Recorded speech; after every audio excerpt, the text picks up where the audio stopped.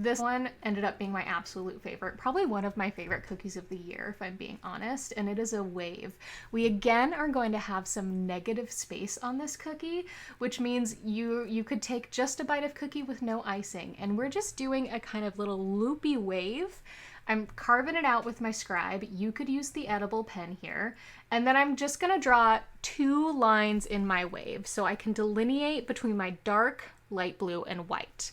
So I'm gonna start with my dark blue at the bottom. It's really not gonna look like much right now, and that's okay. And we're filling it in. We wanna just stay inside the lines, but that's pretty much the only rule here. And you might even want to put a little bit extra dark blue in the bottom because you're going to be pulling it through the cookie. This will make sense in 1 minute.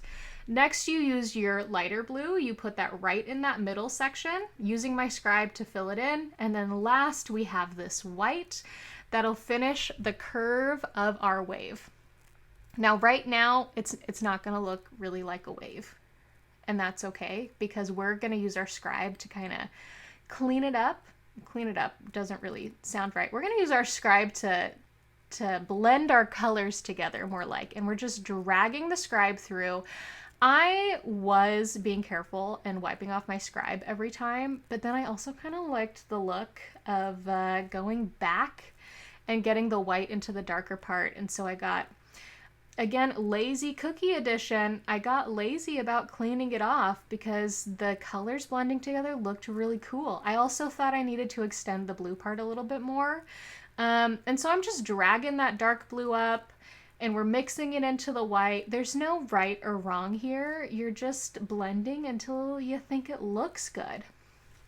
This is another cookie with an optional step at the end where you can let it dry.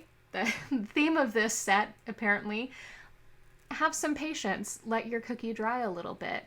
And you can come back once it's dry a little bit with a little bit of white in your brush and just give a little texture to the end of that wave, like a wave would typically look like.